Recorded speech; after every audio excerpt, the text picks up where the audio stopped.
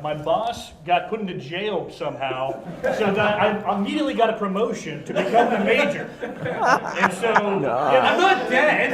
Well, I mean, he's in jail. Hey, I wanted to talk about playing the first ever role-playing game, Braunstein. Now, originally I used to call it Braunstein, but that's when I was an uncultured swine just a couple weeks ago. At the beginning of this month, I got to go to DaveCon, which is in Minnesota, and actually play the game with the creator, Mr. David Wesely. Now, some of you may know him from Secrets of Blackmore. It's a documentary on the prototype to Dungeons & Dragons that was run by Dave Arneson, one of the creators of Dungeons & Dragons. Basically, let's set up the scene real quick, just historically talking about role-playing games as a whole. First off, you have the before times. The before times, I would say, are when the Midwest nerds, when they got together and played Napoleonic war games. David Wesely and his, friends that he had made along the way, they got together and they did wargaming and all that stuff a lot of the time. But one day he was like, guys, let's do a war game. It's going to be set at just a couple hours before the actual battle breaks out. And so what he did was, what a Braunstein is, if you've never heard of this ever, is basically it's kind of a LARP before LARPs are a thing. Basically, everybody gets a role, and the DM or the game master, the director, if you will, of this kind of theater production that you're going to be a part of, divvies out these roles. And so for us, I got like a 4 or 5 page dossier basically explaining who I am and what my role is in this town that we're going to be a part of. I took a drastic turn in the Braunstein, but I'm not going to spoil it. I want to let you see it firsthand. So without further ado, the grandfather of role-playing games, Mr. David Wesely. Here we are. We're going to kick off Braunstein. Now, the first thing I want to do is show you something. When the guys are doing Secrets of Blackmore, Griff Morgan, who was the principal worker on that project, had a very hard time with the name Braunstein. And I finally got this, because what is it? Braunstein. It's a Braunstein, right? Tell everybody how it works, okay? So that's an improvement. I just got that as a bit of a joke, but and it stuck too. I'll pour the beer out of it more often, David. It's not going to come off. Darn it. I'm not sure what I have in here that I should care, but find out. Nope, it stays stuck. That's easier. Okay, now, that said,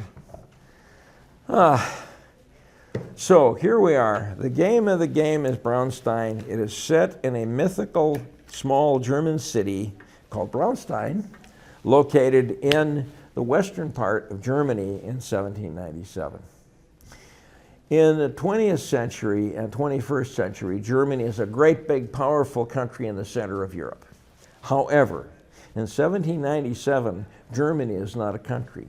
Germany is a region where most of the people speak some dialect of German or other. And it is broken up into 200 little tiny countries. A few of them are beginning to acquire size and get some respect from big countries like France or Russia or the Austrian Empire. But for the most part, German states are little places that get steamrolled often. And it is, okay, let's see, first geography.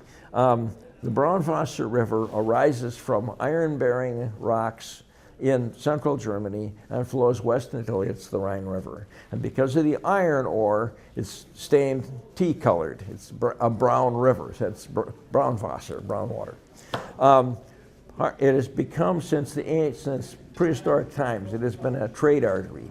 People bring stuff from the Rhine Valley, like wine, and they take it up the river until they get up to the high ground where they have people mining iron and making useful things like swords and shovels, or swords and plowshares, if you'd rather.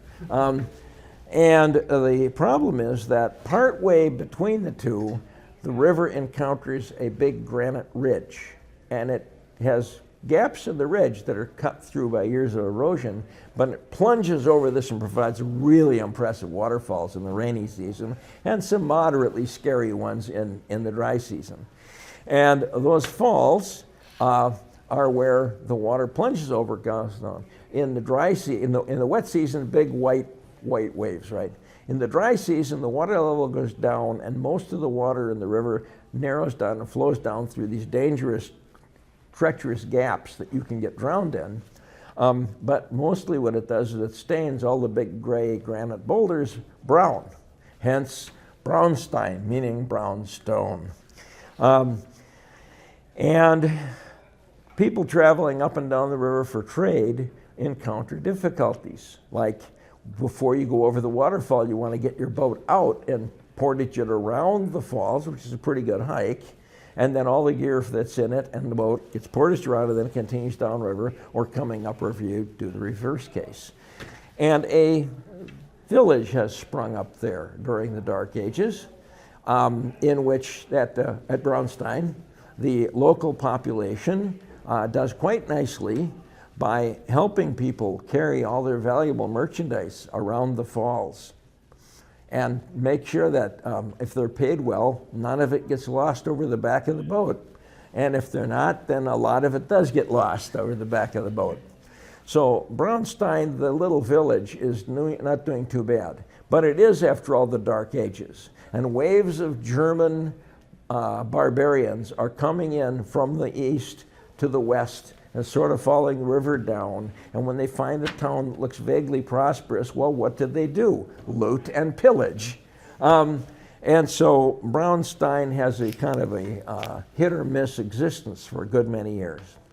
Then at one point, the Maker tribe arrives. And the Maker the Red, the leader of the tribe, comes down to the outskirts of the town with his warriors, with their shields and spears and stuff. I was hiking down, and the people in Braunstein said, "Oh, we're really in for it this time. I've heard of this guy. He's a mean one." Besides which, they're bigger than the average army, and they're really not going to have a chance to defend the town, right? But because you're trapped against the river, you can't exactly run away from them either. So they come in, and Lord Maker says, "We are not going to destroy your town." Oh, that's nice. Have you had a vision or something? No, we are going to settle in and become the new ruling class in your town, but we are not going to wantonly destroy everything in sight. And we're going to set up a new government here, and in return for our protecting you from all the other barbarians, you will pay us taxes. And this works out pretty good. Fortunately, he lives long enough, and he doesn't encounter any nastier barbarians than his own, and he managed to put down roots and establish himself there. And with that serious military presence in that town on the scale of the period, like 100 warriors, they are able to maintain peace and prosperity. And the traffic up and down the river is giving more and more money with them. Also, going up and down the river, come up with a neat new solution. Guys with boats coming upriver loaded with wine unload the cargo, but leave the boats parked under guard, and hike up in the middle of town where they set up a market in the town square. Guys coming downriver with a load of swords and anvils do the same thing. You get there in the air market, you swap stuff with each other, and the respective merchants go back the way they came and get on their boats and don't have to portage the stinking boats, right? So Braunstein's making more and more money. And gradually, as this is going on, the lords of Braunstein start expanding. They get more guys into the group, right? It's a more powerful force. And they start moving out and taking over small villages in the countryside around it to the south and to the west and south and east. They also have another big inspiration. You could portage around the falls on the other side of the river. You can come up the north bank of the river, except it's really hard to portage up there. But there are people who do it because they hate paying the money to Braunstein. So the Lord Maker send some of their troops up to the other side of the river, where they build a fort on top of the portage path, and they don't let people go through there unless they're willing to pay a lot of money. And this further increases the wealth of the town. Now they make another really important decision for the history of the city, which is it's 800 AD now. We're coming out of the Dark Ages, and the Pope wants to recreate the Roman Empire. So he starts to create the Holy Roman Empire, and he picks this Karl der Grosse, otherwise known as Charlemagne, as the guy who's going to be the new first Holy Roman Emperor. And fortunately for Braunstein, the Lords Maker who run Braunstein have decided they will back his candidacy. And they very prominently say they're on his side and they're with him. And when he gets to be the Holy Roman Emperor, he makes them the barons of Braunstein, a name to be conjured with in the centuries to come. Now, having become barons of Braunstein in year 800, and we're in the year 1797, gee, that's almost the 1000th anniversary of the long reign of the barons of Braunstein. They are among the most senior nobles in all of Germany, right? In other places like France, if you're a baron, you're not as important as a duke or a count, right? But in the Holy Roman Empire, what's important is how far up the social chain you are based on how old your lineage is. So the barons of Braunstein are in great shape, not when it comes to raising big armies, but when it comes to getting daughters to marry their sons or sons to marry their daughters. There's a big cachet in connecting up with them. So that's an important aspect. So now we got the history part, politics mostly. Now, here we go. I got to have a drink. I should have got vodka instead of water. That's what I should have done. No, I should have gotten beer. A stein of beer. So we try again. Now, 1797, the Kingdom of Prussia, I should back up slightly, the barony of Braunstein, about 30 years ago, the Baron of Braunstein looked at the situation in the world and he said, Prussia's a pretty powerful country. It's not as big as the Austrian Empire, but it's pretty good sized. And so I think I want to make a deal with the King of Prussia to become a vassal of Prussia. And yes, I lose my total independence and nobody but God can give me orders, the situation my family has had, but it sure is nice to have a big army to help defend me. So they became part of Prussia. And in 1797, Prussia is very possibly one of the nicest places in the world to live. And this is largely the work of the previous king of Prussia, Frederick the Great.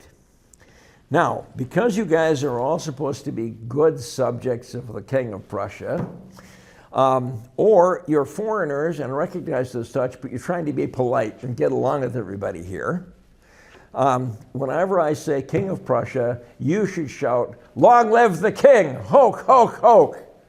So let's give it a try. King of Prussia. Long live the king! Hoke, hoke, hoke! I saw some lips that were not moving. Let's try that again. King of Prussia. Long live the king! Hoke, hoke, hoke! Good. Now we have the police coming down here to see what we're up to. All right. So now back 50 years ago, the Friedrich Wilhelm I was the King of Prussia. Long live the king! Hoke, hoke, hoke! Got to be on your toes. Friedrich Wilhelm I had a problem. Prussia was another little German country, but it had some good, hard-working peasants, and it had good, fertile soil, so they were making pretty good tax revenue off of this. And the kings of Prussia, long live the king! Hoke, hoke, hoke! should have been pretty happy, but they weren't. And the reason was because they weren't the only ones who noticed what a nice, fabulous, wealthy place Prussia could become. Given 200 little countries, at any given time, several of them will be at war with each other. And so, if the Count of C decides that he wants to go to war with the Duke of D, he will run out, use all of his tax revenue to hire as many mercenaries as he can get his hands on.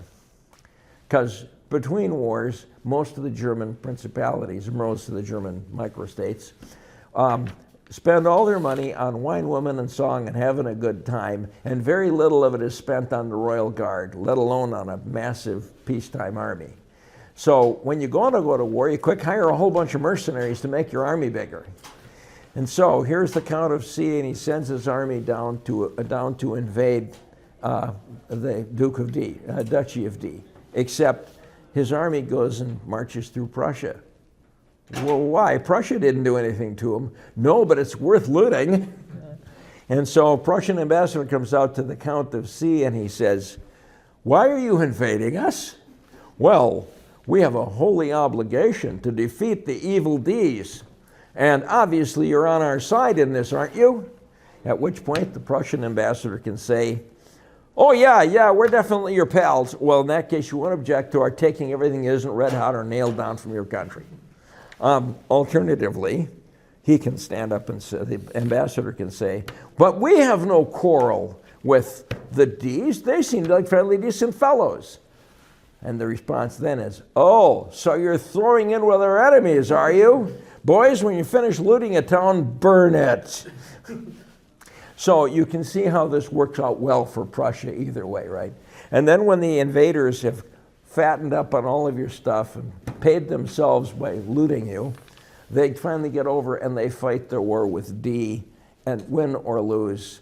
When they retreat, if they lose, they retreat right across the top of Prussia and loot it some more, right? So you have an unhappy situation going on. At this point, the king of Prussia says to himself, what can I do about this, right? And he says, well, if they can raise an army, I can raise an army, and I've got a prosperous little country. So he stops using the money for fun, and he proceeds to hire a bunch of mercenaries that are available. They're always available in Germany. And he also decides, based on some good advice from the people in his royal guard, and you got to train the crap out of them, make them really tough, right? So he does. He sets out on a program where he squeezes his peasant for every penny he can get, and he spends it all on building up his army. And he then proceeds to train them really hard and discipline, iron discipline, and he beats them into being good soldiers. And the objective is to have Prussian soldiers are more afraid of their sergeants and their officers than they are of the enemy. So your guys can really take a licking. No, he's beefing it up. And as he's done this for a couple of years of getting ready like this, the next time C or D or F or G or whatever comes marching through and they hit the border, they find that Prussia's got a fairly formidable little army standing in your way. And you think about, you know what, I think we'll live someplace else this year. And they leave you alone. As a result, Prussia becomes more prosperous. And guess what the king of Prussia does? Honor the king! Ho, ho, ho! With all that extra money, hires more soldiers. And so he gradually gets an outsized army for his crappy little country, and it becomes much more profitable, and so on. And it's getting fairly safe from the other little German countries. Mind you, it wouldn't be all that safe if some big country decided they wanted to invade it. But the Russian Empire maybe has other fish to fry, and why should they use a bunch of their soldiers to attack the toughest little country in Germany? Let's just go loot somebody else, right? So it's working out pretty good. But there's one person who really does not like this, and that is Prince Frederick, the son of the king of Prussia. Long live the king! Ho, ho, ho! Now, Frederick doesn't want to be a soldier. He wants to write flute concertos and dance and play music and generally have a fun time, right? Like other nobility in Germany do. Just fun, right? Go hunt or whatever, right? And he has a friend, and the two of them decide that they are going to run away from home. They're going to run off to France, where the King of France maintains this perfect, permanent, ongoing house party at Versailles. And if any of you have seen the appropriate episodes of Outlander, you know what the party scene looks like there. It is a great place to be a young German noble. I mean, it's free food, lots of booze, girls. It's just a great big party time, right? How can the King of France afford this? Well, he's the richest man in Europe. That helps. But the other point is that he gets advantages out of it. If he suddenly winds up going to war with, say, one of the German states, Baden, he already has one of the princes of Baden hanging out in his court. He's an instant hostage, right? Or his guys have been sizing up all these party goers and going, okay, This was just drunk all the time. We never have to worry about him taking the throne in his country. This one over here, he's a schemer and a meddler and all. And if we want him to take over his country, we could probably talk him into doing it if his dad or his uncle or whatever is a problem for us. On the other hand, if we really don't want to see him running the country, something might happen to him. So the King of France is playing with puppets out there, right? But that becomes moot because young Frederick and his pal don't make it out of Berlin. They get caught heading out of town, right? And they're dragged back to Spandau Fortress, where young Frederick gets to watch while his buddy is interrogated at length, and eventually his broken body is hung out in the city square for treason, for having seduced the affair of the affections and talked the young prince into this stupid activity. And then the King of Prussia, Long live the king! Ho, ho, ho! Friedrich Wilhelm, comes back to his boy Frederick and he says, "You're going to be a soldier now, son." And he hands him over to the people who train soldiers for the Prussian army, and they beat soldierliness into him with a stick. Now, this makes him pretty unhappy. But fortunately for him, his father dies. And Frederick becomes the new King of Prussia. Long live the king! Ho, ho, ho! Now, Frederick does 4 things that are important for the happiness of all the people here. The first thing he does is he outlaws torture. I don't know why he'd be down on torture, but he outlaws torture. And when back in the old days, being the chief of police in Braunstein was simple. A crime was committed, you looked at it and you said, well, obviously, that's going to be done by, let's see, one of the Jones boys probably. You picked up your candidate for criminal. You then had him grabbed off the street and hauled down to the basement at the city hall. And you had a long conversation with him to make sure he didn't actually have an ironclad alibi that would make you embarrassed if it came out. But if he doesn't have some way that he can really defend himself, you have a rack and thumb screws and all those other useful tools that you can talk him into confessing with. And then you can hang him. You got a signed confession, you've hanged him, problem solved. Another case closed, right? So being the chief of police in the old days was easy. Under Frederick's new system, several things happen. The police have a limited amount of time in which to take the arrestee before a magistrate and explain to the judge what the charges are going to be and what they have for evidence. And then the magistrate can look at the thing and he can ask the potential executee what exactly he did, what excuses does he have, and so on. And if the answer is, no, I broke all those windows with a rock because I was drunk, okay, then the judge can look at him and say, all right, then you're going to get 12 lashes in the public square, and then you're going to be turned loose again, right? That's belief in corporal punishment, but not torture. It's a distinction, right? I mean, you actually have to do something to justify it. Secondly, the defendant can say, no, it wasn't me, it was some other guy. And got any witnesses for that? Well, you give them a week or so to come up with some witnesses who can testify that, yeah, he was drunk out back of the stables that night, I saw him, or whatever, right? And so he can put up a defense and maybe beat the rap. And he is allowed to hire a lawyer to come in and represent him, but he doesn't get a free lawyer from the government. It's a better justice for rich guys. In any case, that is an improvement over the bad old days.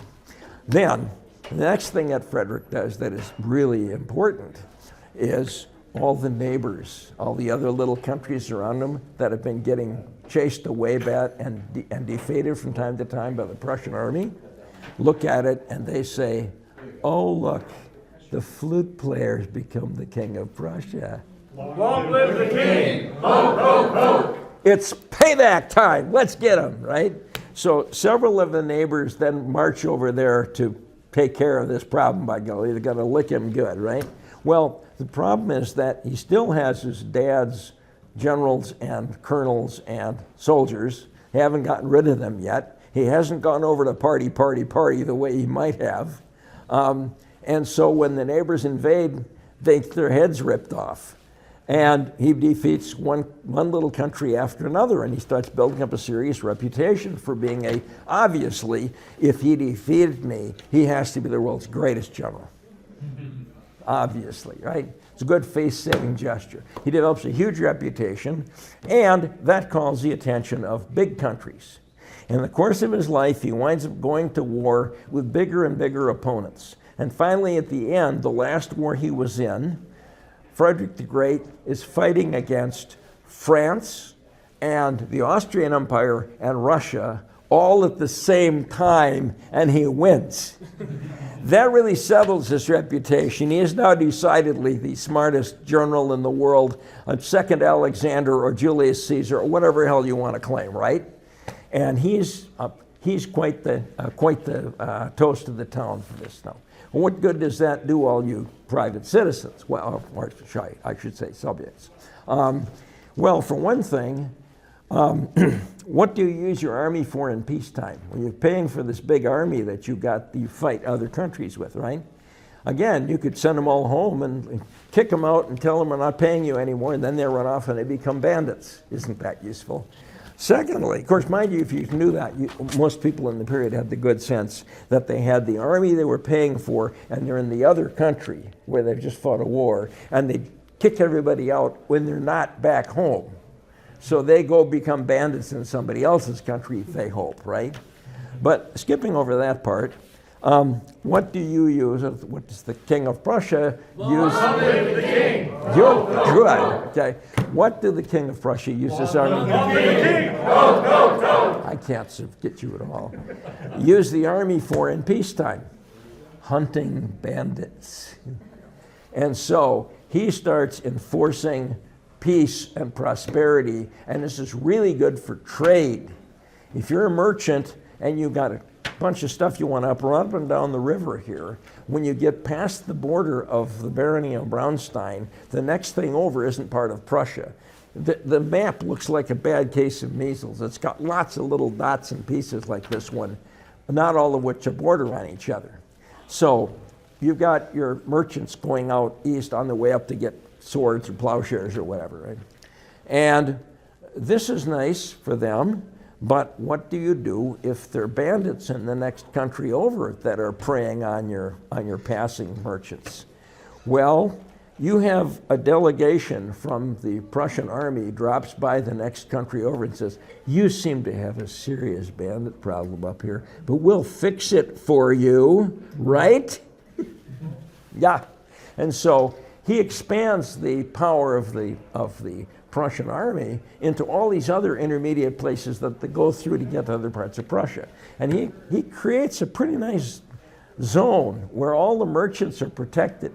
They move up and down the rivers, they move up and down the roads, and as long as they stay in areas that are policed by the Prussians, when they show up at the border guides go, oh yeah, okay, you're from Braunstein, right? Yep, so you're a Prussian, right? Yep, okay, what you got? Well, here's our invoices and what we got. Okay, it looks good for me, stamp, you're passed, and you're just going through, you don't pay tolls.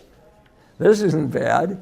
So another big shot in the arm for the merchants from Braunstein who are making bunches of money.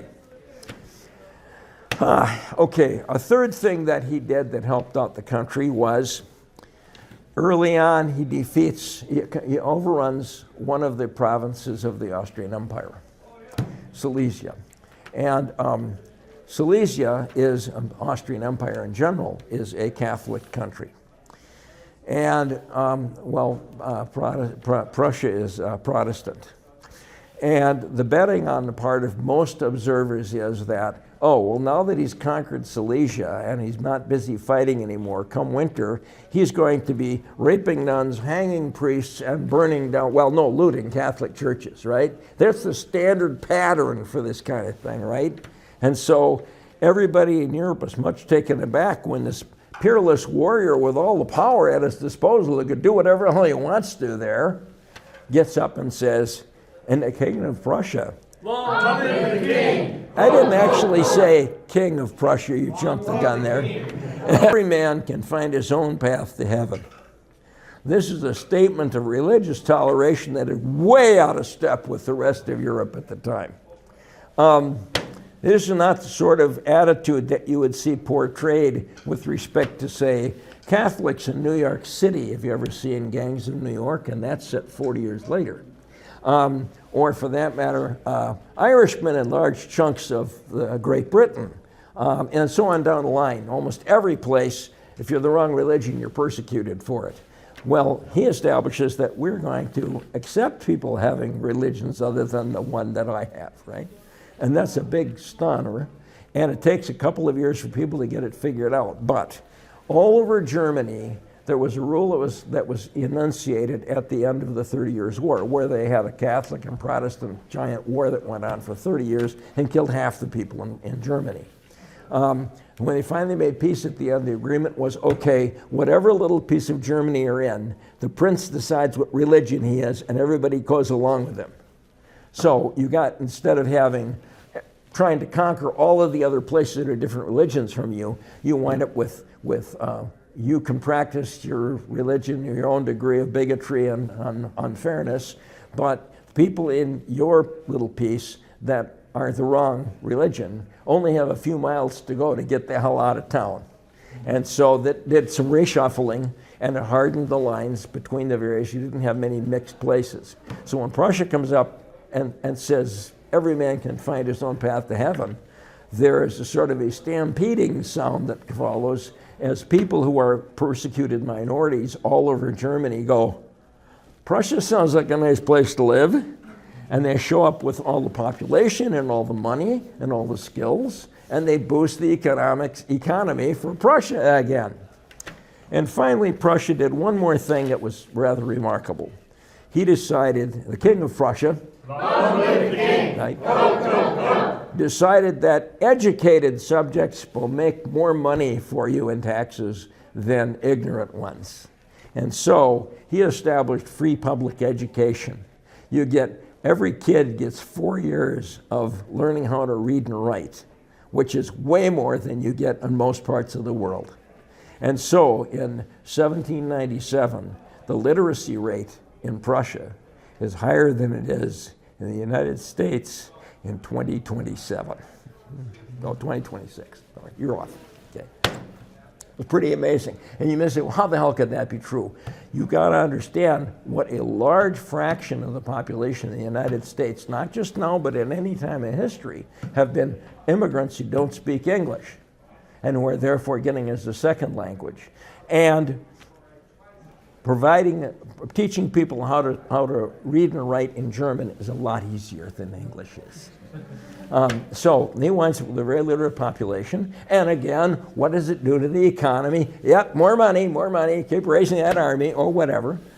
So he has many reasons why people come to like him, and some of the characters in this game are the beneficiaries of that. There are two other historic bits that happen. One of them is the bridge across the river. Back in the early Middle Ages, one of the barons of Braunstein decides that he wants to go on a crusade to free the Holy Land. But to do that, he and his men will have to have a lot of money for arms and horses and equipment, everything. Where is he going to get the money for this? So he goes to the happy burghers of his town here and goes to the Braunstein and says, if you'll give me this large sum of money, I'll get you an imperial charter, so you'll be an imperial free city, and you won't have to pay taxes to my descendants ever again. And the burghers look at that and say, yeah, that's pretty good. We ought to do that, right? Because there's this big project that before he took off on the Crusades, the last big project that the baron had was, we need a bridge across the river. The ins and outs of that are all told in Barons of Braunstein. You can read it sometime. But he has a bridge that's half built across the river where they put big solid stone piers on top of the big boulders. And even at high water, the river goes under it and doesn't wash it away. It's a definite cool piece of architecture. I have pictures of it around here somewhere. I'll pass to you. Anyhow, so they got the bridge and it's half built. And so the city comes to an understanding. All this money that the baron needs to go off on the Holy Land, they can work that out. So the city gets to own the bridge as well as its own independence. And that becomes very valuable as years go by, because it means if you're going north to south through this area, you run into the river. In good conditions, there are people with rowboats who row you across the river, right? Or barges or whatever, they'll get you across somehow. But it's not easy. Whereas you put in a nice all-weather bridge, you can cross that north-south. So all of a sudden, Braunstein is making lots of money off of trade from the north as well as trade from the east and west. Then, many years go by, about 300 of them, and we have another Baron of Braunstein who has been foolish. He has borrowed lots of money from Italian bankers that he could party with. And they've contacted him and said that he owes them a lot of money, and that if it doesn't get paid, bad things will happen to him, right? Iron Bank of Brazos come to mind. And he is getting kind of scared about this, because the word is that, yeah, they really will have you killed. And then he finds an opportunity, just falls from heaven. There's a group of monks who want to set up a university, and they're looking for a place to do it. And he owns this old castle at the north end of the bridge. You know, the little fort they built got bigger as the years went by. And that's what he's been living in, but he's got a nice hunting lodge that's actually quite comfortable. And so he sells the castle to the monks for a bunch of money, pays off the bankers, and retires to the woods, right? And that means that there are two places in here that the Baron of Braunstein has no authority. He has lots of authority in terms of making people like him, because he's important and you want to kiss up to him. But as far as actual legal authority, he has no authority over the city of Braunstein or out 200 yards out, that's one bow shot, out from the walls in all directions. And he has no authority over the university at the north end of the bridge. And the bridge belongs to Braunstein. So this is an aspect that affects your choices. Now, university's up there. And there was a question asked, good old King Frederick the Great. Long live the king! Ho, ho, ho! It's not the king of Prussia. That's right. Twice you've screwed up now, twice. Keep awake. Anyhow, they ask him, or he is asked by someone, it's becoming very important, of course. He's asked about various things in his country and how things are run in his now quite successful country. And he says, well, my people and I have an understanding. They can say whatever they want to, and I can do whatever I want to. Now, there's a sort of a veiled threat in there, but the bottom line is that if in England at this time frame,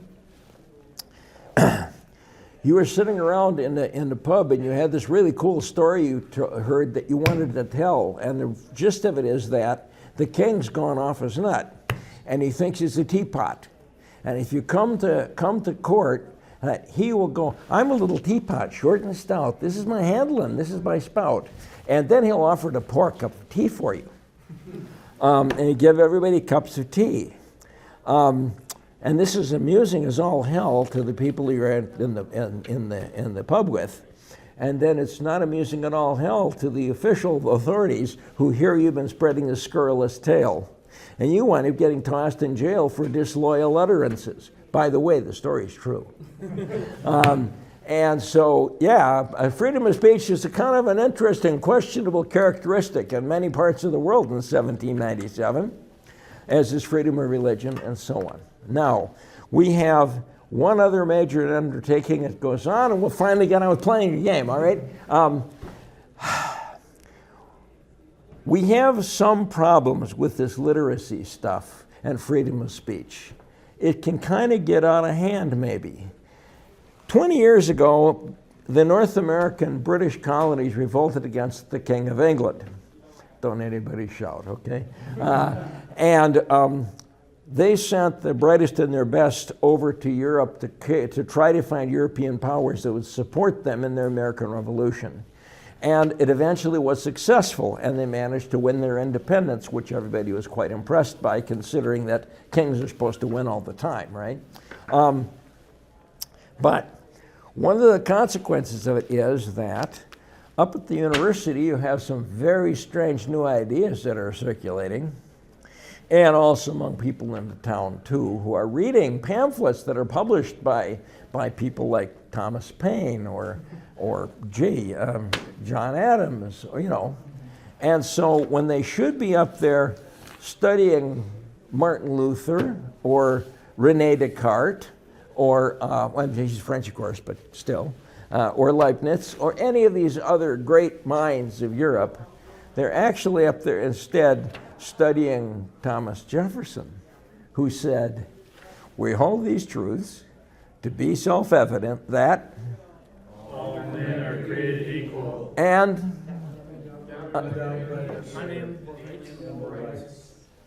of certain inalienable rights, among which are life, liberty, and the pursuit of happiness." Okay? This is very popular stuff going on there in the student body, and you're sticking around here to bother me?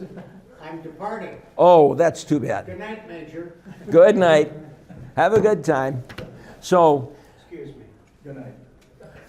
another thing that Thomas Jefferson said back in 1776 was, "It is well that the tree of liberty should be watered with the blood of tyrants and patriots every 20 years or so."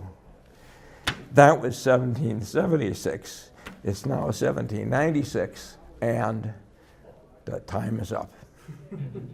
So, who will stand together with me to overthrow the evil, repressive tyranny of the kings of Prussia?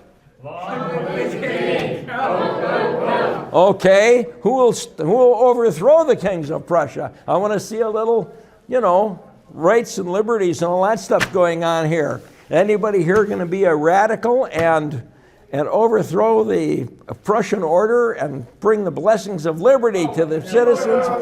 Okay, you got your hand up first, so you win. There's one for you. All right, who's next? Here you go. And okay, you win.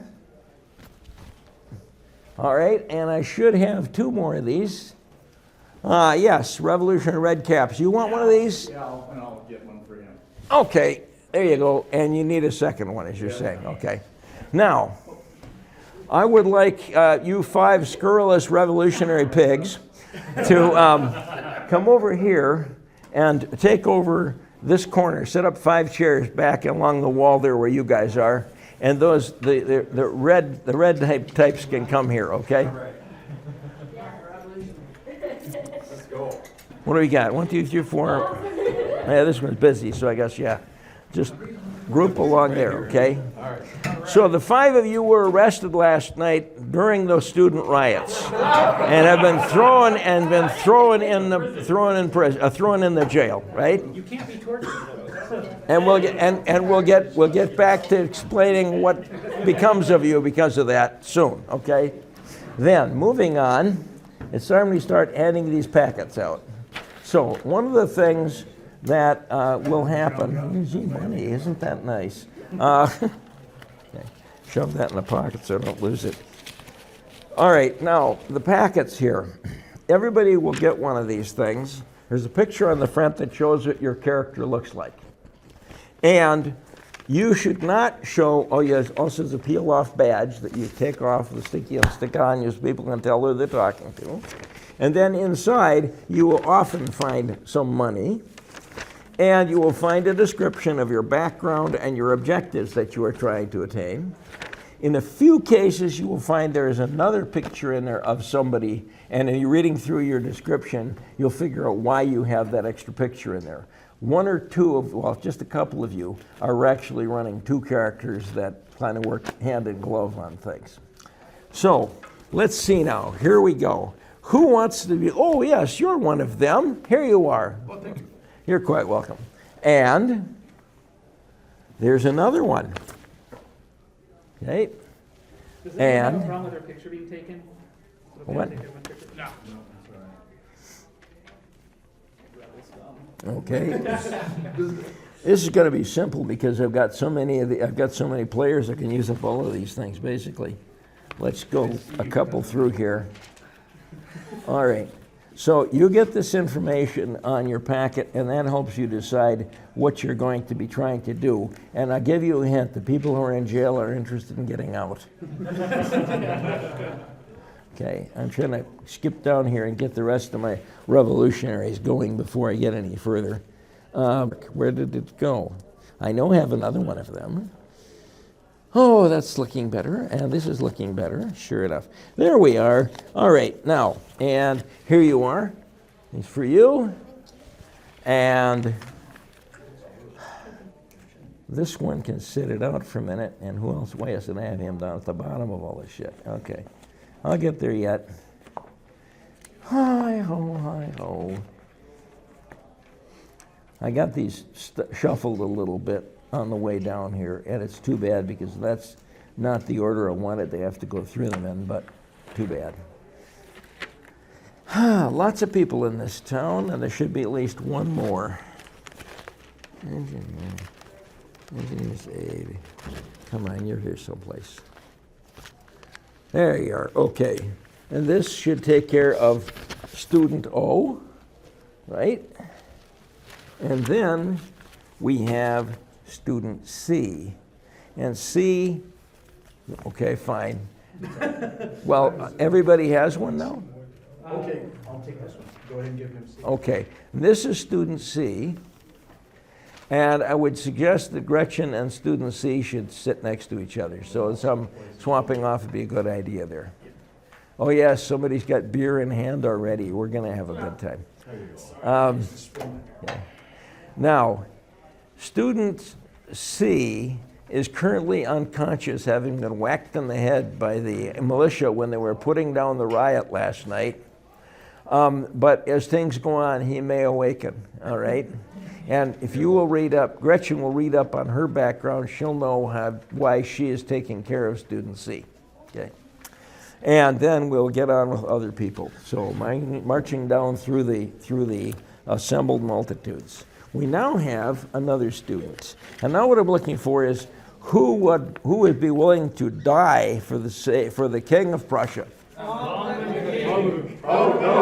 You were the fastest ones off the mark, so here you go. And you are the head of the local police and fire department and military defenders and militia unit stationed here in Braunstein, right?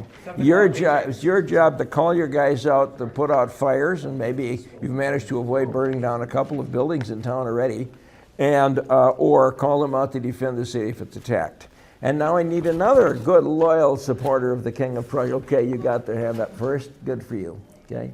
And then, who do I have to get at next? Again, I'm usually so eager to try to get all this straightened out because I don't have enough people to fill all the positions. But this time it shouldn't be a problem. Oh, yes. Okay, I need another good, loyal supporter of the order here. Who wants to be? Oh, you, and you. I guess I will give you you're going to play in this? Maybe. I signed up Well, for it. okay, you signed up for it? I did, yeah. Well, then I think you probably ought to play. So here you are. Have this one, right? You may read your poop on that pretty quickly. Now, finding a next set of people I have to get out here. All right, and now we have some other interesting people who are citizens of the town and not obvious as to where they are on standing on things, but we'll just hand these babies out. For starters, wrong one, try again, here we go. Okay, here we are. I believe it's time for me to get somebody who is prosperous and wealthy and successful in this town. So how would you like to be the owner of Tavern 2? And while we're at it, someone else can be the owner of Tavern 1. And you may notice that you're not necessarily pals. You can read the descriptions about what things you do to make money, okay? And next we have one more of these. Let's see, who else do I have out here? I get bombarded with this. Okay, yeah, that looks good. Here, you can have this one. It is, well, it's a woman's role, but I think you can manage. Well, whoever wants it. One of you guys, okay, there's your chance. Yes. Okay. All right. All right, next I have another student to hand out. Who wants to be student D? Fine, you get to be student D. It's a fairly complicated role, have a good time. And then we have, let's see, let's let him sit for a minute while I work on something else. Okay, oh yes, the banker. There's a good idea. All right, so who wants to be rich? Okay, you got your hand up faster than anybody else. You get to be the banker. And now we need to have the Chancellor of Braunstein University. Okay, fine. Okay, you're close. You can get this. Watch out for those contaminating students you're next to, by the way. And then we need to have, what people don't we have in here yet? How important is he? How important is he? I have about 4 of them left out of this deal, so let's see if I can get them all set up. How many people we have that don't have things yet? 1, 2, 3, 4, 5, 6 of you. Okay, well I think we can make that work out pretty good. How about we try for, well, you might be interesting. Yes, okay. So here you go. You get to be this character and see what he's up to. And then we have the bankers out there already, so I ought to pass something else along to him. But before I do that, I've got to get one of these guys going. So here we are. All right. Now I'm going to give you a couple of choices here. One of them is, yeah, that'll be fun. Okay. Think about how many I have that I'm not going to be using. How many people have here left? 1, 2, 3, 4, 5 of you. Okay. Let's see if I can get up 5 of you. It'll all work together on this deal. I think we're going to leave out the banker's wife this time. And we'll leave out the banker's daughter. Use her sometime. But I should now have, all right. So here is, yeah, why not? Okay. All right, I have the gypsy woman who has come into town. Here's your opportunity. And I have another character. It's fun. Use him. Okay, student D could probably sit this one out for a change. That's not a bad idea. Baron, student D. These 2 guys are garbage, and this is not necessary, so they're good low priorities. It says I'm in jail. Should I go to jail or? Yes. Now let me see that. Make sure. Oh yes, I should have told you. Yeah, if you are student D, you're also, or student E rather, you're also in jail, but not in the same cell as the big riot-causing guys here who might beat you up if they put you in there. So you are student E, and you will be over here. And where's, I believe besides student E, I also had another student A. Who got to be student A? Me. You're? I'm in jail also. You're A? Yeah, okay. So the 2 of you guys get together over here, and then I will have at least one more to hand out. Yeah, okay. I got to make sure I get people staffed properly here. I didn't think about the fact that actually with 24 people, I actually have 6 extras. So we'll get rid of those 2 and possibly get rid of this one. And certainly get rid of that one. Okay. Yep, I kind of want him. Okay, well, here we go. Who wants to be the Baron of Braunstein? Oh, yeah. Here you go. Here you go, Joe. Hey, think so. Just remember. And next we want to have the mayor of Braunstein. You'll take the mayor? Good, have fun. And then we will have another warm body. Okay, I can give you a couple of possibilities here, but in terms of ones that are going to be interesting for you, I think, either that or that. Yeah, okay. Dealing the banker's wife out of this picture is going to be interesting, but that's how it goes. And I could have this guy. I think he's not too fabulous here. You give me the banker's wife? Why the hell? You're going to play the banker's wife, have a good time. Here you are. You're supposed to have a banker's daughter that is in conflict with you, but I think we got everybody handled now. Oh, well, what the hell? You can be the banker's daughter. That'll be interesting. All right. Do I have anybody else left? Everybody's got a position, all right? So we have starting positions. Obviously, we've got the red-capped 5 are in jail, right? So they're taken care of. Now, a quick run through on where everybody else should be going. Several of you are supposed to be showing up at the office of the mayor. And I believe, put this guy away. Okay. Get my listing out.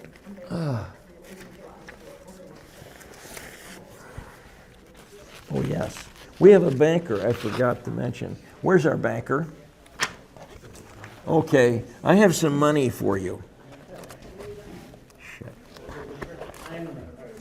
Okay. This will be helpful. Okay, now. Oh good, the orange has come back to me. It's a homing orange. All right, here's the banker's money. I'm sure you read the description already about how much money you have. Well, there you are. You got a reasonable quantity there, shall we say. I'm the landlord manager. We're going to do best buddies. Oh, I am the, yeah. You then need to immediately. Okay. Oh, I got another meeting up first, but we'll talk in a bit. Okay, so we have students F and B and C and Gretchen and student O and Colette. That's our 1, 2, 3, 4, 5, 6 people who are in, well, 5 people who are in jail, all right? Then I want the sergeant from the land fair, who is out there somewhere. Sergeant? Sergeant? Yeah, sergeant as opposed to commander. Okay. Sergeant, you're down at the jail to check these people out. Okay, so just come down here, park yourself convenient to them, and annoy them or whatever. Okay. And you can start doing deals with them.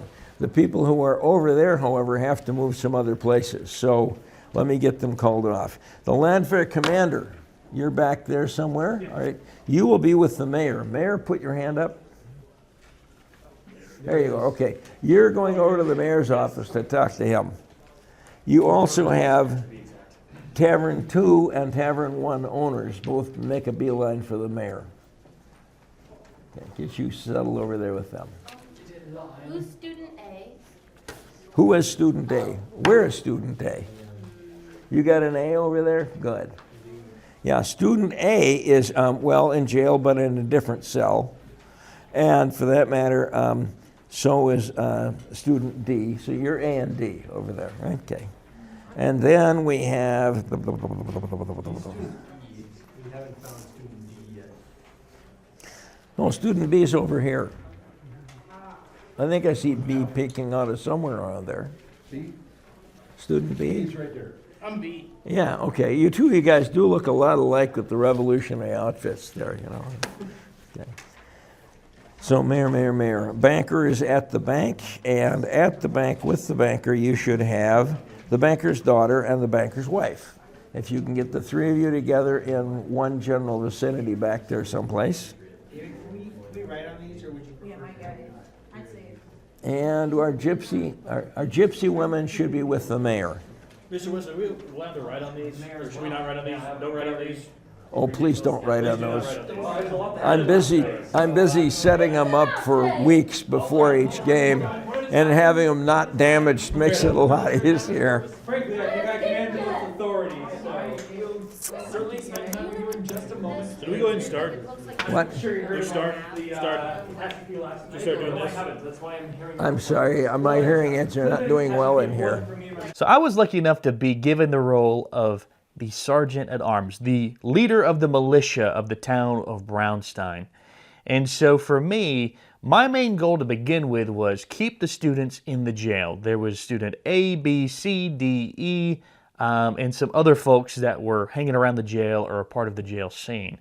And over time, my goals really broke down, and I realized that a lot of them weren't getting accomplished, and I was getting pressure put on me by my superior, my major, and I realized eventually that we had to just pull a Littlefinger. I basically became Littlefinger in Game of Thrones. I had to betray Major, get him thrown in jail. I took his job, And then I made like $849, 400 of them being French currency, which, according to one of the other players, is speculated to go up, which is good. I also had a good reputation with I also had a good reputation and a backup plan with one of the kids that was locked up in a jail. His father was a part of the Prussian military, so maybe I could just swing on over to there if things didn't work out with Braunstein. And also had some French money just in case I needed to swap on over to the other side. So I never really went into it thinking that I would become a good-for-nothing swindler, but times they cause problems sometimes. So that's just, I had to kind of roll with it. And now I'm going to let Mr. Wesely finish us out as he gives kind of the post-op of the Braunstein. There are basically three kinds of characters in this game. There are revolutionaries who want to overthrow the given order, right? Then there are we say reactionaries, good, loyal subjects of the King of Prussia. Finally, a little slow off the mark there. Okay, and then you have the rest of the people who are out for a number one. Hey, I don't care about that political shit, man. I want to get money or power or whatever, right? So some of you have objectives that are really not interested in the revolution, and others are objectives that are very interested in it. So the first thing I want to do is I want to have the Landwehr commander please stand up. I've had a question for you. Yeah, that's me. All right. So, He ended up in jail. who is the French spy? Around the time that the entire town decided to frame me as the French spy and then throw me in jail, I'm starting to think that I'm the only Prussian and that everyone else here is a French spy. I have no reason to believe. I said I was going to kill him in your name. He just got cut short. Okay, everyone except for Student E. I don't know. So I may have let one of the spies through the town by accident. Before I was then told by the gypsy woman that there are spies. She is one. And then at that point I was like, okay, the person I let through might have been a spy. I then dedicated the entire game to trying to figure out who the spies were. I didn't get any concrete evidence for anybody. And then as I was getting walked to jail, I was like, it's everybody. Everyone's a spy. So that's my answer. All right. Everyone's a spy. All right. That is a relatively decent exit speech for the Landwehr commander. I have, the first time I ever asked this question, it was just astonishing. I didn't know what I was going to say at the end of the game that time around. That was like in 2005. It was the first time I'd done this again since the 1970s, right? Or since 1970. I had a long period there, and then people came up to me at one of the conventions where I was, as a retired Army officer, I was giving a talk about railroads in the American Civil War. And half an hour before the end of the talk, this girl and 5 guys came walking in and took seats right in front of my position at the front of the audience. And I thought, boy, they're really late. Oh, no, they got to be here for Magic Swords of the Elven Kingdoms. They're just getting good seats for next hour, right? And when they were over, they came up and said, are you the Major Wesely who invented the first role-playing game?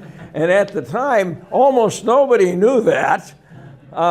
So I said, well, yeah, I am. Oh, we got to talk to you. So they took me out into the lobby at the hotel, and they plied me with liquor and got me to explain how it all came to pass, right?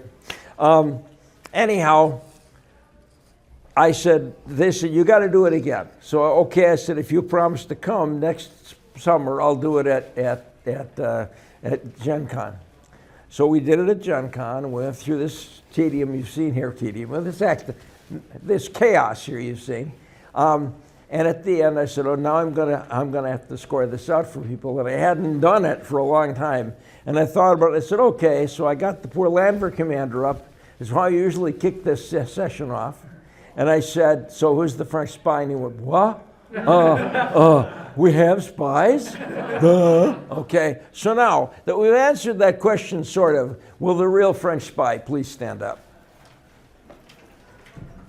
I'm 2 spies. Okay. Okay. For starters, explain why you're a spy. I don't know why I'm a spy. I am a spy. Explain how it is that you're a spy. Well, I don't know. You're a university.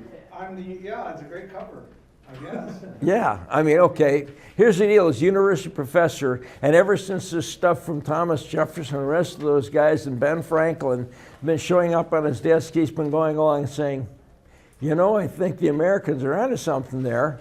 So instead of cracking down on all the student dissent and faculty members who are saying disloyal things, he's been letting it slide and letting it build up and making this Braunstein University a hotbed of radicalism, okay? The best part of being a student at the university is the opportunity to meet and interact with other students all over Europe. It's a meeting place of minds, well-grounded in knowledge, well-grounded in experience. Yeah. So there you are. By the way, there's a little more to it, too. Does the name Grand Maester Pycelle ring a bell with you? Pycelle, no. Character in Game of Thrones. Oh, right, yes. Right, right. And there's a scene which just kind of slips by where Tywin Lannister is fishing, and Pycelle comes down to talk to him. And after a few words, Lannister says, "You can drop the act. I know you're not a doddering old fool."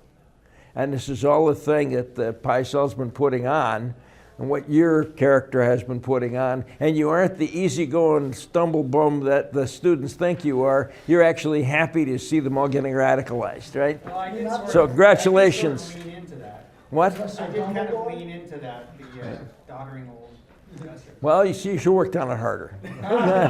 You got to dodder more, right? And next, what is your situation? Oh, my dad's like a banker in France, and he got like arrested as a spy, and so I'm sending him coded messages. Right. You have been sent out here to infiltrate your uncle's bank, or at least your nominal uncle's bank, Yeah. and send messages back to Paris with your code book that you got, Yep. and be an outpost here for French intelligence. Okay.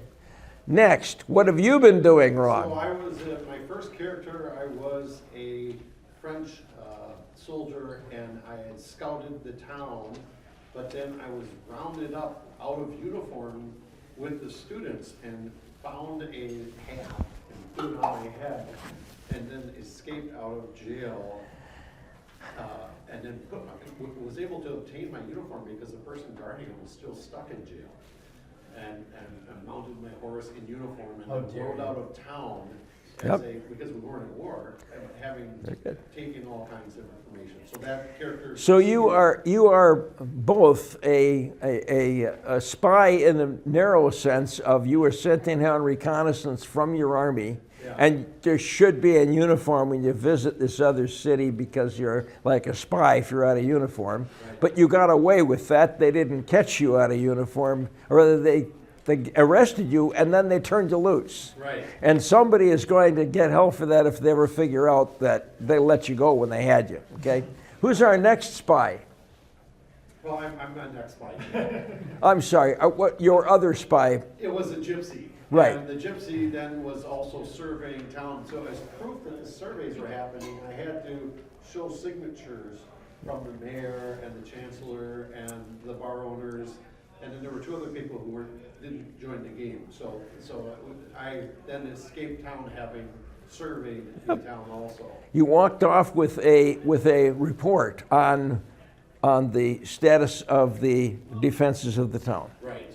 Right. Yes, on all the defenses. And although it's not going to come to anything now because it just happened, the dead body of Colonel Ritter von Kleindorf, the Prussian engineer who's down here to check out the defenses, the dead body of his aide who was out checking out the defenses has turned up.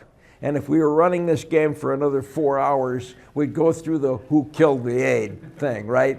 There are several people who are candidates for having done it, but there's only one, at this stage, not enough evidence has been created to pursue that line further, but it's one of the things that's going to happen in the game, okay? Now, we have another spy. I work for French, I'm a French intelligence agent, and selling books that they can then take the 3-number code to say page, line, and word to decode all of the secret messages. Right. You basically have a bunch of identical Bibles that will run off in Paris in German, presumably, because you're going to have German messages you're going to be translating. And you take one of the Bibles, real spycraft of the period. This is a very unbreakable code, actually, because nobody knows what book you're using. You're using, and Paris knows what book you're supposed to use. And so you have some particular edition of the Bible they got 1,000 copies of in Paris, and then they send them out to places like Braunstein, and the guy comes up to you, and what does he say to tip you off? I talk about the beautiful fine Moroccan pigskin, and they respond to this delightful flower of a poor woman whose husband has been killed by the revolution. It's so terrible. You have a fine mustache. Yes. And these are both perfectly good spycraft. You're going to have a password like that. You use a password that could be said. It's not total gibberish. Anybody overhears you might go, what the hell is that about, right? But you pick something which is not likely to come up in conversation by accident. Like you have a fine mustache, you're right. She hears that a lot, right? And likewise, the fine Moroccan pigskin, problem with that plan? Muslims. Muslims, yes. So those are your password and your countersign that identifies you, make your connection, and before you've done that, he goes around and talks to everybody in the game here, trying to find somebody who's interested in Moroccan pigskin. And in the event that he got captured or whatever, he couldn't tell anybody who the people he hasn't met yet are. It's not like he's told, go and talk to the banker or whatever. He just talk to everybody and you'll find them and, pass it out. And that is a little thing that's been snarled up in so many renditions of this game. I've had one desperate bookseller come to me and say, I talked to everyone. Nobody wants the books. I said, oh, well, all right, you're sure. Yeah, I keep saying Moroccan pigskin and they never say fine mustache. And 2 people were a little bit too literal-minded about it should be an irrational phrase, right? So, yeah, she does have a mustache. Obviously, I'm not supposed to say that to her. And there are 2 or 3 other characters around here who do have pretty nice-looking mustaches. And they've homed in on them and who know nothing about the code book, right? So it gets to be chaotic, but in any case. So that's one, and that's the end of our available French spies, right? We got everybody in. In some scenarios, we have 2 booksellers. Note, 2 booksellers. If the guys in Paris have screwed up, and they have sent out 2 different agents to come out and pass the code books on to the people in this town. In some cases, they're told there are 2 people you're supposed to get a code book to, but there are 3 people here in town, and that means some very complicated overlapping that takes place. And we've had at least one case where the intended code recipient, having been hit a second time for yet another book, gets suspicious about it and turns them in. Obviously, I was being set up. It's a sting. Okay, so much for that. Next, the next question we ask is, so who has done the best job of advancing the cause of the revolution? Which of you people would like to stand up and beat your drum for why you are one really cool revolutionary? I will. Okay, tell me why you're so cool and why you should get the job. Well, I got the sheriff thrown in jail. I got the revolutionaries released from prison, and I delivered the codes with the other French spy. Okay, anybody else want to argue that they did a better job? Stand up. I caught the large scene in the ballroom, talking about how great the revolution was, and I made sure that me and my companions in the revolution escaped jail. Pretty good, okay. Anybody else want to pitch in for why they're a better revolutionary than she is or he is? I suckered the sergeant into taking all those friends. He ain't lying. You bribed the sergeant with French money? Okay. And tell me, Did the sergeant ever look at you with a big fistful of French money and say, where the hell did you get all that French money, Paris? Right? Okay. Well, all right, so if the three of you will please stand up, we're now going to determine which one of you did the best job. You don't think? No, Okay. that was just All right, so wasn't great. everyone who feels that the defiant voice of reason over here enhanced the revolution more than he did. Who's in favor? I get 1, 2, 3, 4, 5, 6 votes. A single vote for yourself, that's 7. Now, who thinks that he did a better job of advancing revolution? 1, 2, 3, 4, 5, 6, 7, 8. Okay, I guess it's a definite win, and you'd vote for yourself too, so it's a 9-7 decision. What? Okay. So, can I have your revolutionary caps back? Okay, but not you. You won. You get to keep your cap. And I want to make sure we said that right. Was it a tie between the two of you? Did I count it wrong? No, I'm just trying to give you Okay. So you eked out the win on that one. All right, now. Next. It's your hat. Yeah, you can keep it. You can I can keep this? Yeah, that's the idea. If you win, you get to keep your cap. So there you go. All right, now we got them taken care of, and I've got my 3 hats back from the 5 that I handed out. That works pretty good. Both of you got caps now, right? I gave mine to her. Oh, okay. I'll concede that, but why do I only have 3 then when I handed out 5 and we just gave away 1? What? One may be in the box over Oh, you put it in here before I poured water all over everything. That was a good move, yes? Yeah, because Very, very practical. Yeah, maybe we check that. And this has had a chance to dry out for an hour. I think we're pretty safe. Is there a cap in there somewhere? Yep, there it is. Okay, good. We'll just drop him back in there and don't bury it too quick. There you are. Okay, next. Well, now that we took care of the revolution, so who feels that they did the best job of taking care of supporting the king of Prussia? Not a single voice raised shouting, long live the king? For heaven's sake. All right. Yeah, it is interesting too. I forgot to throw this little detail in, though it's only historical significance. The king of Frederick the Great is dead, by the way. He died and was succeeded by his nephew, Friedrich Wilhelm II, whose big preoccupation is not marching around and fighting battles, but trying to reconcile the doctrinal differences between the Prussian Calvinist Church and the Prussian Lutheran Church, and trying to get them to all be chums and to even out their system and write a whole bunch of new hymns for both of them. Obviously, this is right second to being a flute concerto composer. Music runs in the family, right? And there's a bunch of surrounding nations that are going, oh, look, the hymn singer's yet to be the new king of Prussia. Oh, no, I don't think we want to try that on for size. It didn't work good 50 years ago. Why should it work now?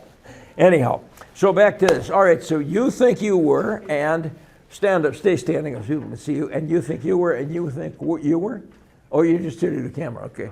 So there's 3 of you as candidates in this, and now I want to hear why you think you did the best job of supporting Prussia. Because this fine gypsy woman revealed that there had to be French spies in the town and began the quest for them only to be locked up. Each by being completely innocent. But I brought attention to this matter of huge import. Okay, now that worked. It did. I'm sure that the Landwehr commander jumped right up when you said that, right? Yeah, me to jail. Well, Because I had my sole focus. Why are you, student A, the best of them? So throughout the whole game, I defended the king, and I kept the revolutionaries in jail for the majority of the game, and then and then at the end of the game, when I found out and my father arrived, who was the colonel, we went down and right in the last minute talked to several members of of the government to put the revolutionaries back into jail, which I don't know if anybody was actually going to do that. We did. Okay, so we put them back in jail. No, we were free last. We were free. Except for B. Except for you. Except for B, Chancellor A, also got us out. and O, which mysteriously disappeared. So then I helped to convince the government that the French army was coming and that that my father arrived to assist with that. Weren't you also found with French monks? And you put those in my pocket. Oh. And yeah, so other than that, I formed the Patriot group to bully us. Defend. Now, To defend, we have beat us. another question to ask you, which is, did you ever get to fight your duel that you were supposed So- to try to get to fight? I was supposed to duel with the Baron's son, student B, but in the end, for the understanding of the Baron, and we came to an agreement. A great agreement. Yeah, that I would rescind my challenge of a duel, and we would come to terms and be amicable, as long as the revolutionaries, other revolutionaries, were put back into jail, and we, yeah, so that was Okay. So no, I did not. I got my sword, and I did challenge him. Well, and, okay, and then we have one more voice over here. There, yeah, you. Yeah. You're hiding behind the cameraman. Well, I feel like I had an important support in defending the town by writing the unfortunate instance of my predecessors who did not fund the defenses of the town, but I acquired a loan from the banker and even got some students to help work on repairing the defenses. And how big a loan did you get? 2,000. 2,000, and how much? 3,000, yes, 3,000. 3,000, okay. Yes, start the immediate earthworks. And can you tell me how much you need to finish the job? Well, and then 2 days later, I'll need another 10,000. Another 10,000. Okay. 9 weeks, 9,000. The works have started. Actually, though, you didn't do too bad. I mean, you got some work started on it, right? Right. And if the colonel had come into town with nothing to do but go around and schmooze with his old buddies from his student days here 30 years ago, and go talk to the chancellor, who's obviously a pillar of strength at moments like this. Of course. And so on.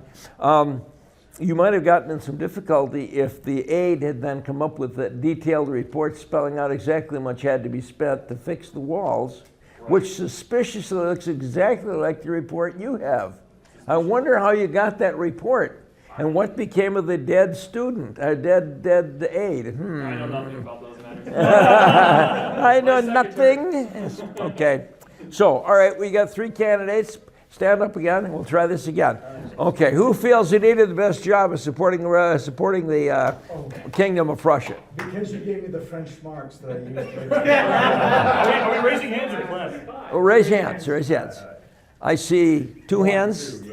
Okay. Next, who feels that he did the best job of defending? Oh, gosh darn. 1, 2, 3, 4, 5, 6, 7, 8, 9, 10, 11, 12, okay, and finally, who feels that he did the best job? I was going to say, no one knew you got that loan until you just told us. I had no idea. I didn't know you were defending. I mean, the important people in town knew. Well,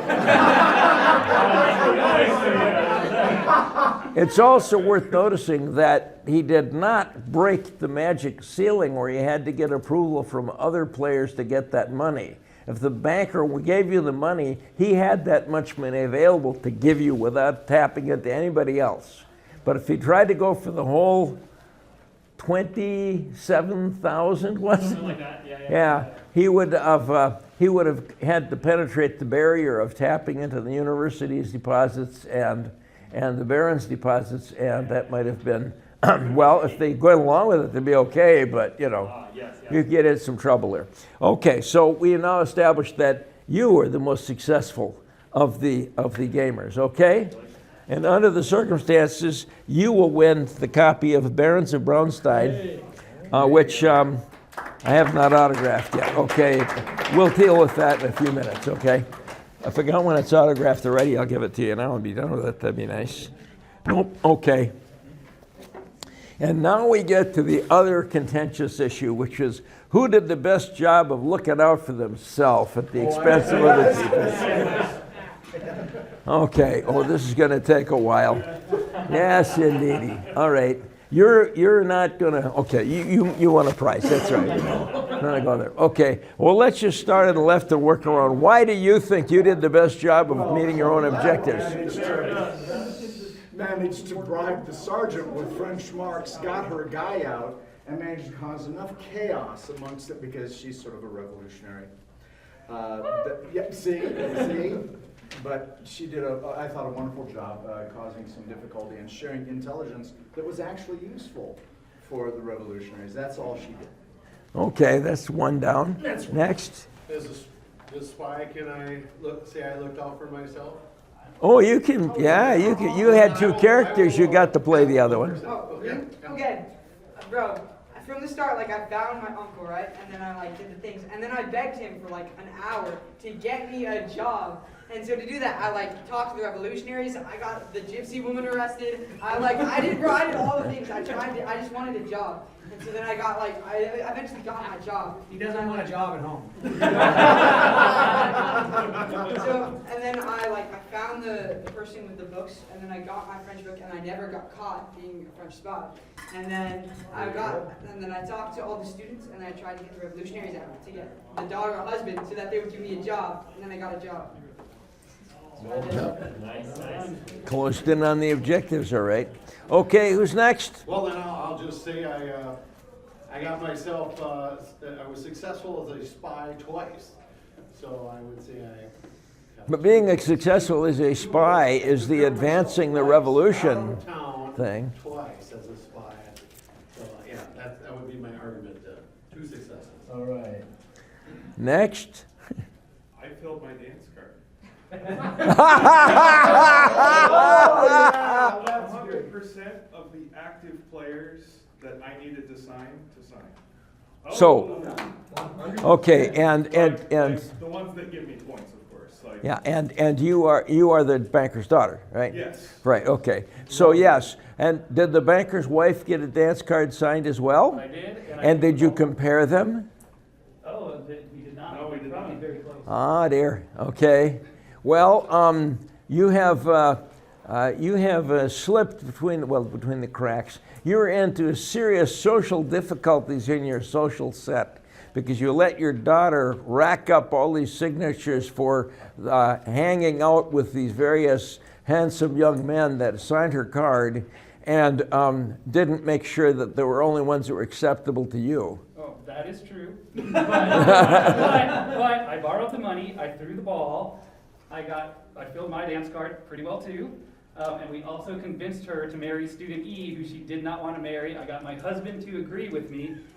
I also protected him and helped him to get his stuff done.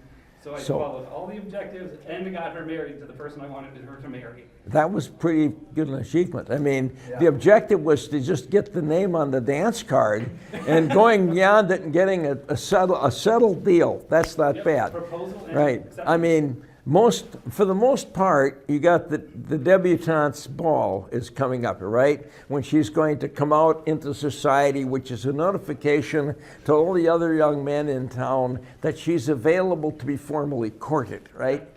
Getting her betrothed is a jump past that stage, and is not unreasonable, though. As you recall, the commentary about other girls my age already have children, right? So, you know. Okay. Well, we'll move on. Okay. My big problem was I have two sons, and they were both in big trouble, and they needed a lot of help. So the first one was student B. I had to get him out of jail. I had to straighten him out. So I managed to get him out of jail, and then I managed to convince the colonel. Well, I managed to convince student A to drop the charges because there was a lot of alcohol involved. So A and student B don't really remember what happened that night. And his father, the colonel, has agreed to escort my son to Berlin to the Prussian Military Academy to follow in the footsteps of Frederick the Great. Yes. Straighten him out. Well, I guess that there's a good chance that the people at the Prussian Military Academy straighten him out. Oh, I hope they do. And then My other objective is my son, student E, who didn't know he was my son. And he's my illegitimate son. I had to keep that quiet, but I had to look out for him. So I got him out of jail. And then I worked with the chancellor of the university to get him a job at the university because he's an academic. Okay. And the chancellor of the university has agreed to take him on in some sort of a capacity like a librarian or some sort of a job. And also the banker has agreed to have student E marry his daughter. Right. So he's You've kind of got him fixed up with about the best position he can get without being a noble. Yeah. Yeah. Okay. That's fun. I will tell you that in some other games we have had you riding out of town on your horse on the road that leads to the French army, catching up to student F and your son, who are on their way to join the French army. F having convinced the son that his patriotism is for the cause of France, etc., he should come out and join the army with him. I'm really proud of myself for joining the correct army. And when the Baron overtook them, they had a hard talk, the three of them, off down the hall someplace, right? And finally he came back and he announced that his son was a total disgrace, that had gone off and joined a French army, and he was going to apply for the king to cancel his nobility and ennoble his other son, E, right? Which would have been fun too. Okay, who else is in for the competition? Why did you do better? So objective number one is to save my brother. So my brother has apparently been arrested as a spy in Paris. So he sent his nephew over there to stay with me. I did, in fact, save my brother. I found this coded message in a Bible, which apparently can be sent by carrier pigeon to my brother and somehow save him. So that's number one. Number two, keep my wife happy. My wife is overjoyed at the marriage my loving daughter and student E. Number three, protect my money and make lots of good loans. I made $4,000 worth of loans to good credits, as well as supporting my daughter and wife and my nephew. No loans to bad credits. Good. And you don't get credit for giving a loan to your wife as a cool thing to help your bank, or your daughter, but giving a loan to somebody who clearly can pay it back. I mean, the city. That's not too bad. So I think you didn't do bad there. Okay. Stay on good terms with the Baron. Stay on good terms with the mayor. Stay on good terms with the land vermager. I guess he got arrested. So. Good terms at this point. You didn't get to jail. So. Conceivably bribing somebody to get him back out, but more actually, what you probably have to do to get him unarrested is get the good offices of the colonel, the engineer colonel, right, who outranks most of the people around here, and conceivably him and the mayor and other people at the top of society here could put their heads together and get his charges lifted and put him back to work, right? On the other hand, they could just have him shipped off to the Eastern Front. I did nothing wrong. I don't know. Why is suddenly going to Russia? Or I mean, it's not front at this point. But. No, it's not really. But, how could you go further than? As the case of the student B who ran off to the French army, the final outcome on that one was congratulations. This is 1797. And 15 years from now, in 1812, you can die frozen in a snowdrift on the way back from Moscow. But, all right, I think we've... One more also. I happen to be aware that French money, currently at 1/10 face value, will be going up in value soon. So I bought some French money. Unfortunately, some people were hoarding French money and I'm willing to sell it. But, okay, interesting. I didn't have anybody here who got nailed in their position as a suspicious spy type individual by having a great wad of French money on them. That's like, I tried looking. That's how we framed the sheriff here. Yeah, I tried looking for who had French money, and I searched like 4 people, and nobody had French money. It's like, well, that's dead end. Because it just didn't get to you at that point. I was really careful not to show him the money I had. Good plan. I fixed the German franc on top to hide Yeah. just gave it a little.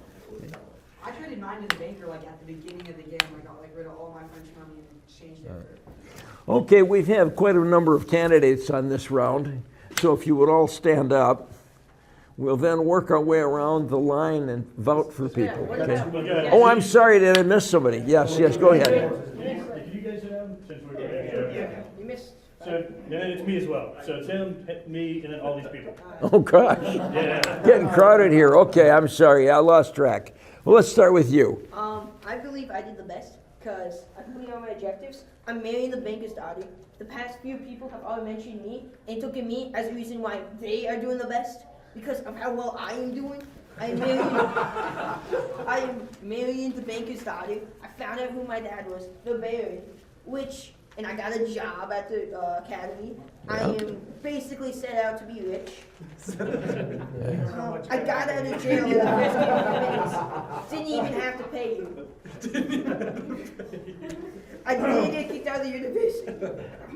And I got my position as a banker's daughter's tutor by marrying her. So. Yeah. Okay. The question is, what are you going to be tutoring? What was that? What are you going to be tutoring? Love for the king or something? Hearing aid. That's my boy.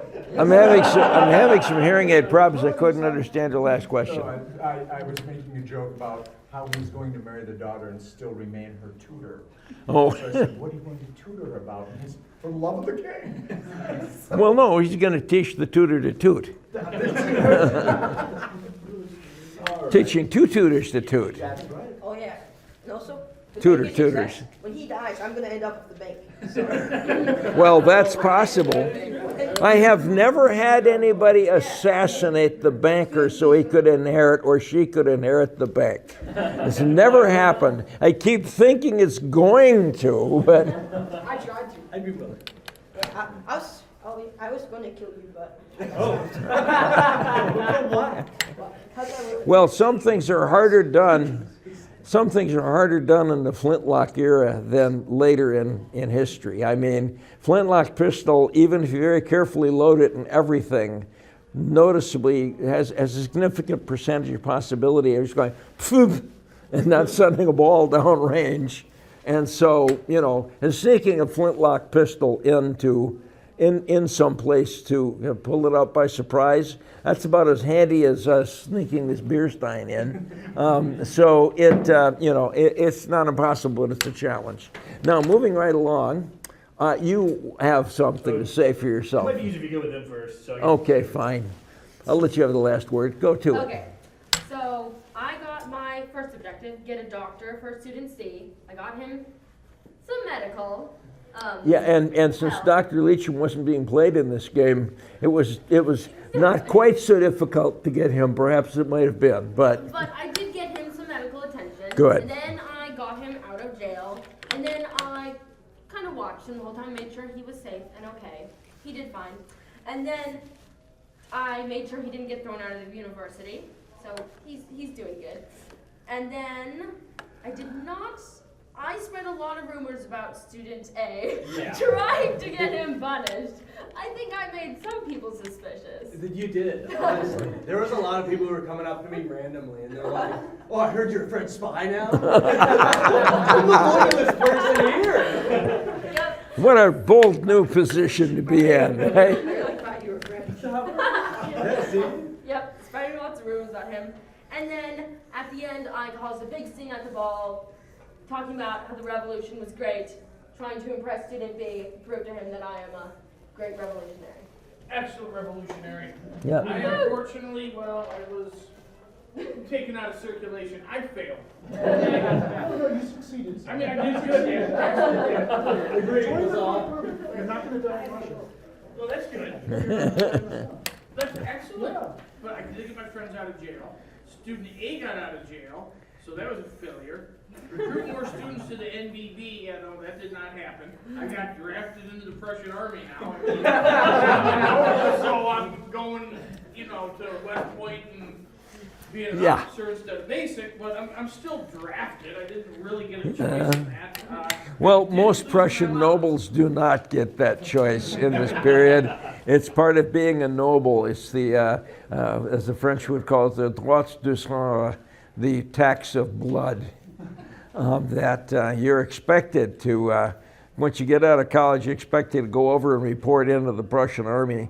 And they might give a relatively nice job if you've been a good boy, but that doesn't mean you won't have unpleasant things involving long marches in the middle of the night in the rain and the cold. So, anyhow, who else do we have? We have more speakers here. Give your pitch. The first one was avoid having the students banned from town, which they weren't banned. Okay. They didn't have to do much work. And then my second one was avoiding having faculty banned from town, which I don't think happened. Didn't happen, no. And then get 1,000 marks for damage or more if you can, which I got from the bank. You got 1,000? Yeah, well, I got 100 from the gypsy, which was all mayor. which was all French. Rest from the bank, and then get along with the mayor, which I paid you back. I did, so that was probably it. And then get along with the Landwehr commander, which I tried really, really hard to get him out of jail. I'd agree with that, yeah. I paid 100 francs or marks to get him out of jail, even though it didn't happen. Yeah. So, student E did so well, supposedly, and everyone else is taking credit for it. But I'm the one who released him a few seconds into the game. So really, He did. You did too anything. he did! Anyways, so I released him, and then I got along with the mayor. Everything was reconciled. I tried to get along with you, but you're very chaotic. I don't know. Trust me, I know. But, and then I was supposed to get 800 marks. I got 700, so close, but not. So, yeah. Yes. It's a lot of money. Serious compensation for your trivial damages, yes. Okay. And we have another one to speak Last to. but not least, Burgermeister, I had 4 goals. Maintain my voting block, the taverns. I managed to get them both made whole. I wanted to keep the students from getting kicked out of town and the faculty. All the students were released, right? They were put in jail, but they weren't good kicked out. Good condition with the faculty. And finally, I needed to get a loan to the banker. No problem. So, I feel like this puts me in an excellent condition, whether the Prussians manage to win the battle or the French. My voting block is secure. I have good conditions with the revolutionary and with the nobility. Wow. I think I will weather any storm. Okay. And you have pitch. You want to give somebody else the camera to hold, or? I can line it up on you. Yeah, I'll just kind of stand over here. Sorry, I don't know who everybody. Okay, all right, so I've got 849 reasons why I think I succeeded. 400 of them are the French, are they francs? That he said he's going to go up in value. Those little tan 20s are only worth 2 apiece at the moment. But they're going up. But they're going to go up. Speculation. Okay. I'll tell you, the market is just abuzz with speculation that French money is going up. Somebody who got a good tip leaked it to everybody in sight.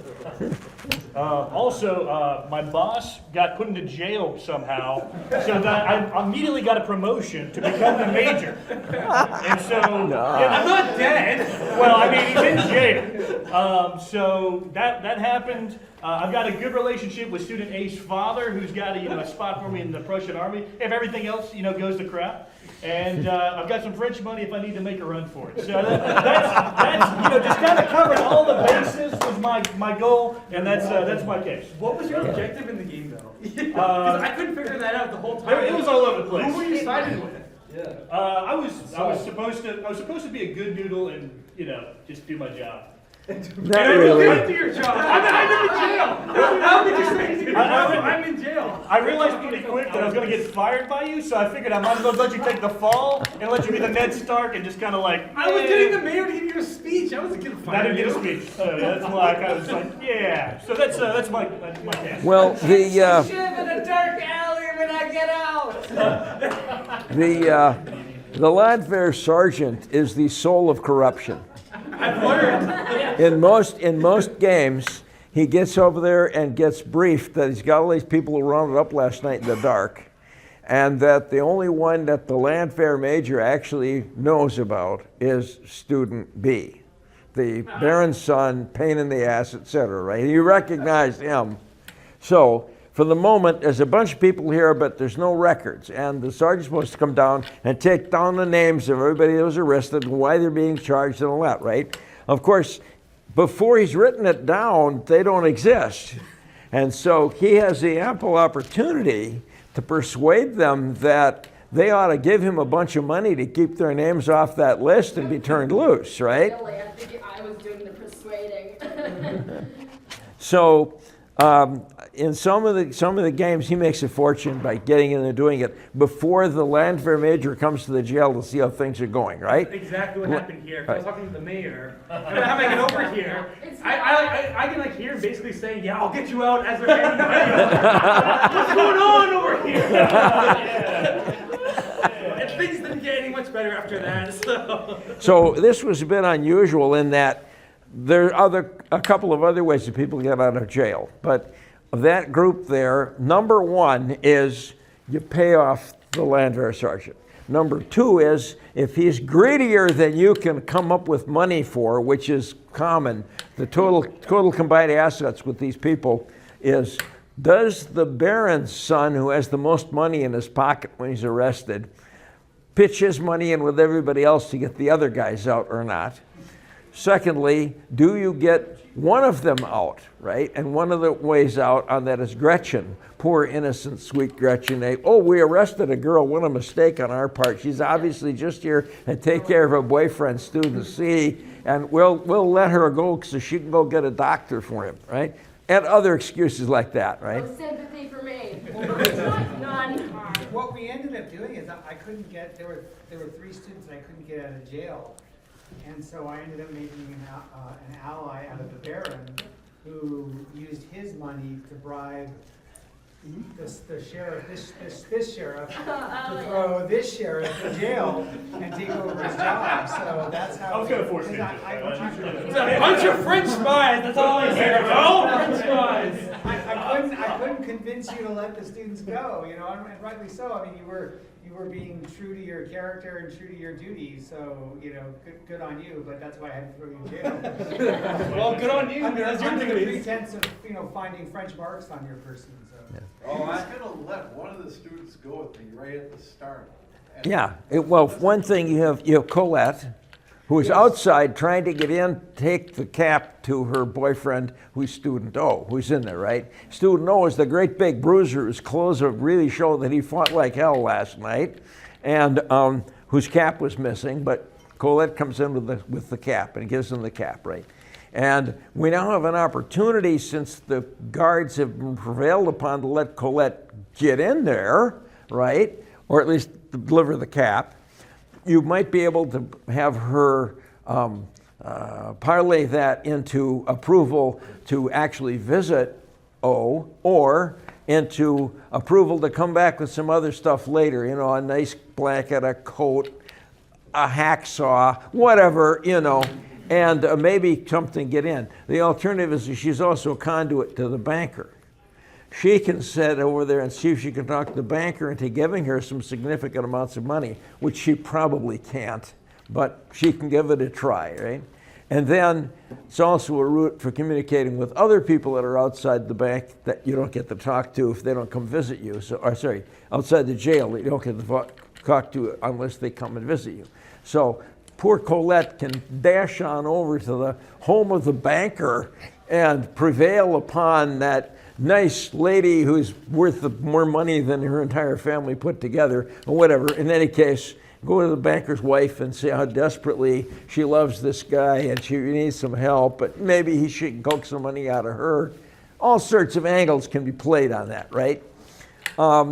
Or she can be sent out, if the people are not eager to let Gretchen come out of jail, to go find Dr. Leacham and get some medical service for C.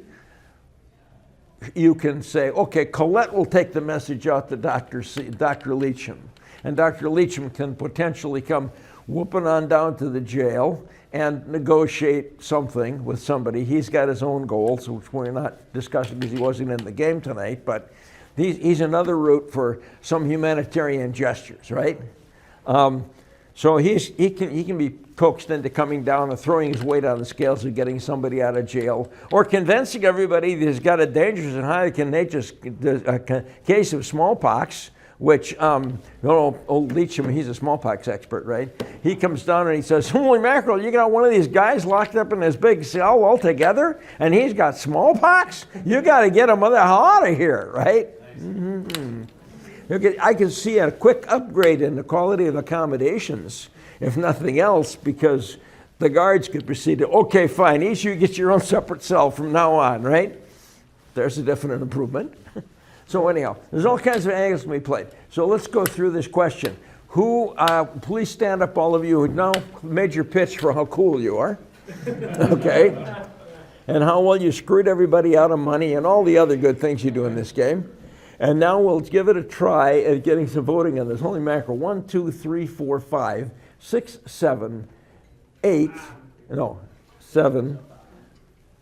9, 10, 11, 12. Half the people in the game are now standing up. Well, that's not unreasonable. Can we make it so you can't vote? After all, I was Colette. What was that? Oh, well, yeah, I mean, you get to play two people. You had a chance to do something cool with both of them, right? And in many games, by the way, I don't have a separate student C. I have student C being run, unconscious student C being just sitting there as a lump, and the player doesn't get to be the player. That's a non-player character, and Gretchen runs him, right? Yes. Yeah, well, whatever. Okay, so here we go. We'll start up. We'll just go from right to left. How many feel that she did the best job of feathering her own nest and piling up money and other successful achievements? Up with? I think you gave it all away, didn't you? Yeah, I have 3 tens. Okay. Okay. I give them. All right, and so we got 1 vote for you so far. That's it? Okay. How about you? I got all my money and all my... And you were much nicer than the other tavern owner. Well, no, this is Tavern 2, right? Yep. And the motto there is we have more fun. Yep. Okay. So, do we need votes for her? An area vote. Okay. Move over to Tavern Owner 1, the best place in town. Okay. And any votes for her performance? Well, yeah, she was really mean. Do I see a vote there? Okay, so you're on 2 votes. You're ahead at the moment. I'll vote for her too, actually. That's I'll 3 take votes? myself out and vote. 3 votes and you're dropping out. Do you realize that I got all my votes in Okay? So we have 3 votes for you. He's no longer in the running. Moving on down the line, I guess you're next. Okay, how many votes for him? Do I remove my vote? Oh, you can vote for yourself, or you can vote for somebody else, but not both. Thank you, Gypsy. There's 2 of you voting for you. Who is pointing at? Pointing at me or him? Banker. Sorry. Okay, do we have 2 votes for you or 3? Who's the other voter? We're confused if we're voting for Banker or for me. For the banker. Voting for the banker. We're voting for the banker. 100%. Okay, these are banker votes. Okay. I'm sorry. I don't know. Okay. You voting for yourself? No, I'm not voting for myself. Okay. For my wife, actually. That's smart banker. That's the banker does. So, did we come up with 2 votes for the banker then? Yep. Is that the all shut? Okay. Moving on to the line. How about you? Got both my sons out of prison. They're Yeah. safe. They've got a bright future, one in the military, the other's got a job at the university, married to the banker's daughter, he's set for life, he's going to be straightened out, he's not going to die in the snow in Russia. So it appears that you have 3 votes here, if I count you and the other 2 people. Okay, you're at a 3. Who's next on the voting chain here? I guess you look to be next as I pan from right to left. You're not voting? Okay. I'll vote. I mean, my God, that was a pretty good choice. So far, I've got 3 people for voting for this, nobody else. I think I remember one just pulled some gangster stuff there. I gotta give that to her. You are, I think, the next one to be voted upon. There's. I get the bank. I get these 2 success. That's assuming you did really good. Thank you. Okay, 2 votes there. Moving back to here, how about you? How many people go through? Based on my objectives, I don't know else the to say. dance I got card. 100% of possible points, so. Dun, dun, dun. Okay, and we got the last 2, so you? I had 200% of the possible points. I did have my sheets to rely on to speak to what I did, but I think many of you were either bribed by me or tricked by me. So for those who were tricked by you, you don't vote, I would appreciate your vote, if you haven't already. Okay, and you have a vote for yourself and him. What? Oh, you're voting for him, and you're voting for him too? Okay, now as I see it. What about anybody else? What about the sergeant? Yeah, Sergeant. I got 849 votes. Does that count?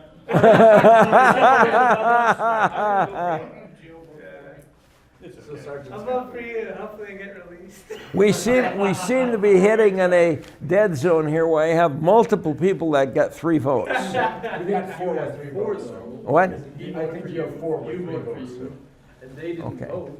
Did you not vote? Oh, yeah, they vote for themselves. Yep. You can't vote for yourself and others, can you? yeah, they're all voting for themselves often. Yeah.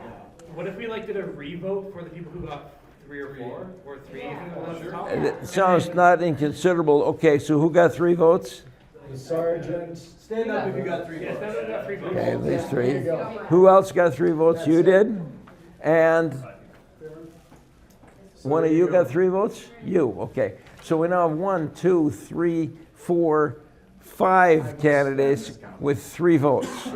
Let's start over. Who votes for him? Come on. Come on. 1, 2, 3. 3. Okay. Anybody else? All right. Well, maybe you're not be able to change anybody's mind either, but okay. Moving down the line then, the next available candidate is him. Oh, yeah. I'll vote for myself. I'll vote for that. Oh, and now we're up to 5 votes for you. That's definitely surging into first place. 6, 7 votes for you. For the Baron? All right, Baron. I see 1, 2, 3, 4. Okay. Back over here we have, on the other side of you, you're not running. That's right, okay. And over here you had 3 votes, so you're a candidate. Who votes for her? 1, 2. Okay. I think we finally established it. 5 votes took it, yep. What about the sergeant? I don't think I've got enough, to be honest. I think the Baker's wife has got it. All right. Yeah, I get you. Okay.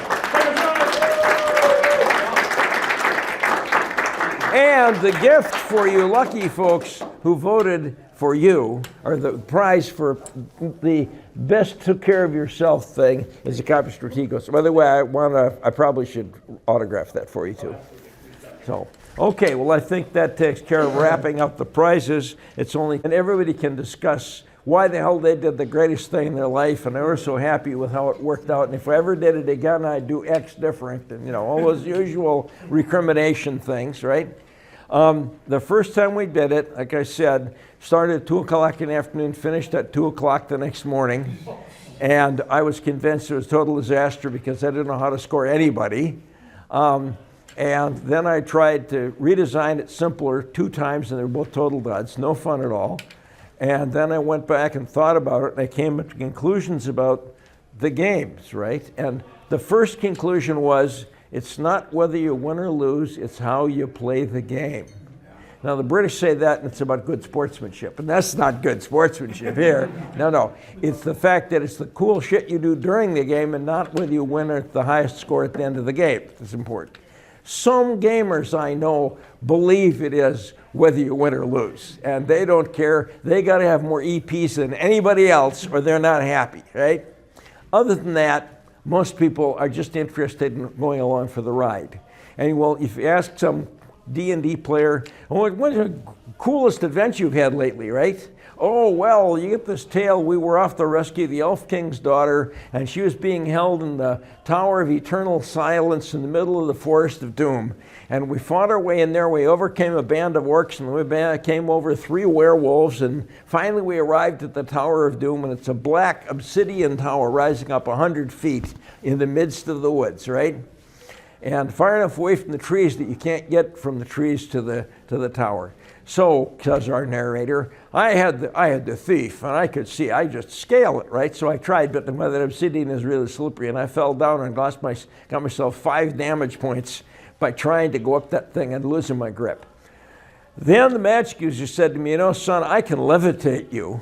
Oh, we agreed, yes, that sounds good. And the whole tower has only one window, a barred window way up at the top near the peak. So the magic user levitated my thief up there. I got my lock picks out and I unpicked the lock and opened the door, figuring now's how we'll get in. I'll tie a rope and drop it down. Everybody will come up, right? Unfortunately, as soon as I got the door open, I was drenched in acid as a black dragon squirted me and then came out. He came out of the entry and he wrapped himself around the tower. It was like a fireman sliding on a grass pole to get to the ground. When he got to the ground, he took on a party that was down there, right? And Thog the barbarian managed to cut him really hard and injure one of his wings so he couldn't fly anymore. But then he ate Thog. And then, you know, and then there was this other one, and the magic user worked at it really hard, and he came up with this great cure wounds spell that he put on my mangled body after the 200-foot fall drenched in acid. And that brought me back up to 1 hit point. And that was really great, and the dragon stepped on me. And so, you know, and you go through this for, blow by blow for a bunch of people, and they finish up, and I say to them, "What? That's a total party kill. You all got killed." He said, "Yeah, but it was fun." How you play the game. So, and that was an important point. And another important point was one that Dave Arneson enunciated. He said, you got to remember, more than anything else, is it fun? So that caused me to then make fundamentally what we just saw here. I took the old one and I put it forward, and I got into a game that was more manageable in terms of how I interacted to do things. And then Arneson and I, in the course of the summer of 1969, played repeated Braunstein scenarios, either with the Braunstein we were just in, or with Banania, the Braunstein set in the Banana Republic in the 1950s. There were several others. And originally I thought I was going to have each of them have its own unique language name. So one's in Germany with Braunstein this, and one's in Russia where Chevrolet Kamengorod, which is brown rocks in Russian. Others, but people didn't want to mess with the silly foreign words, so we just dropped in. They were all Braunsteins after that. And they're not all set in this town, they're set in various places. And Braunsteins have been held in this town at different times in history.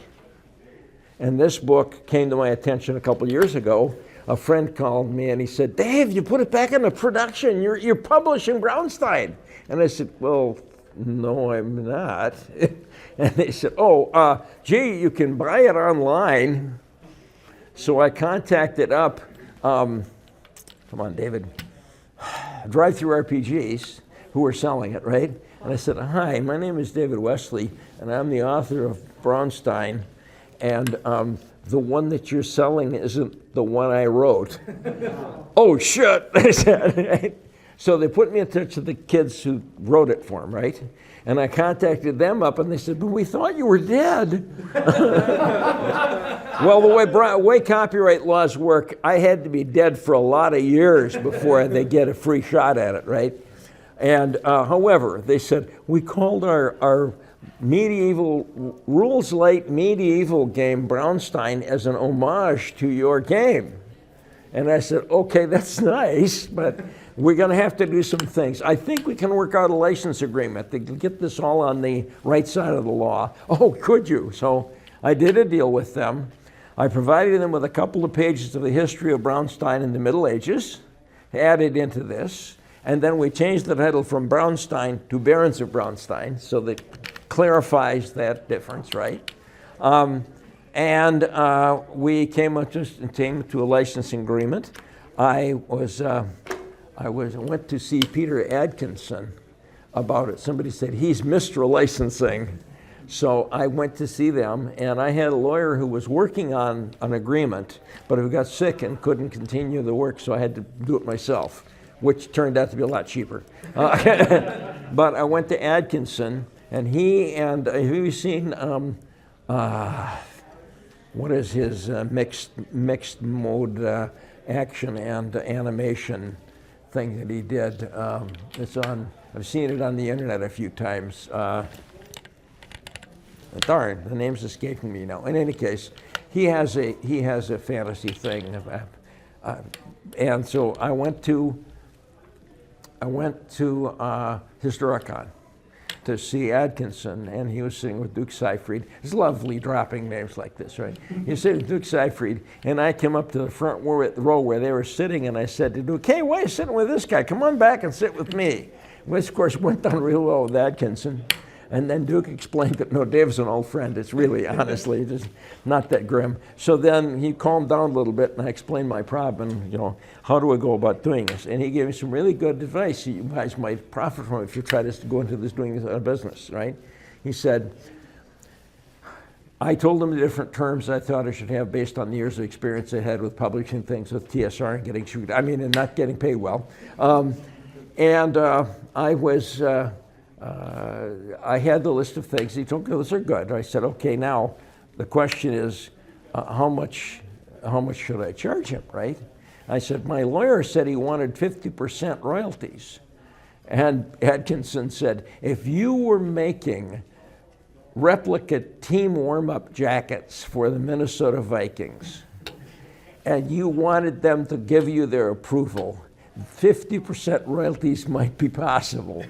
But under normal circumstances, you don't go anywhere near that high. And I said, I really didn't think so either. So I said, but how do I do it? He said, well, put it all in there, and then you have blank percent royalties. And when he reads it, he'll look at it and say, but what do I put for the percent, right? And then Atkinson's words of wisdom, he said, just say, what do you think is fair? You've now moved yourself into the moral high ground on the negotiations that follow. I'm being nice to you, all right? It's like, are you going to shoot me? Yes, but I'll give you a choice of what caliber bullets we use. So in any case, I went to Omaha where the kids live that did this, and we had the contract drawn up with the blank and so on. And we got down to what is your percentage going to be? And I said, what do you think is fair? And there was a long pause. It was really effective. And finally, I just couldn't resist waiting any longer. I said, look, only think one digit. And he said, but 10% would be 2 digits. And I said, yes, 10% would be 2 digits. And he said, but it's so much easier to compute that way. We'll do 10%. Okay, force me to take it, right? So I get a little royalty off of every one of these that gets sold, okay? It's kind of fun to do that, and the kids in Omaha make some money off of it too, and it's just a fun relationship to have. And, I mean, they did contribute some material in here beyond the creating the world and the official titles and things. But it's been a fun relationship that I had with them. My royalty checks turn out to not be very big, but I do make some money, right? So, well, guys, it's been great fun talking to you and listening to you get so enthusiastic.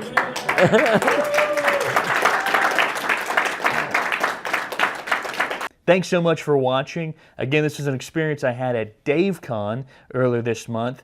So definitely check out their website and definitely check out where Mr. Wesley's going to be next if you want to try to get in on a Braunstein, because, man, it was just a great experience. And I really appreciate it. If you've made it all the way to this part of the video, give yourself a pat on the back. It's been a pleasure, and we'll see you next time. And if you want to watch another one of my videos, I'm going to put them up here somewhere. So, keep it rolling. And stay tuned to my channel for more content like this. Really appreciate it. Good day. The King of Prussia. Long live the king! Ho, ho, ho!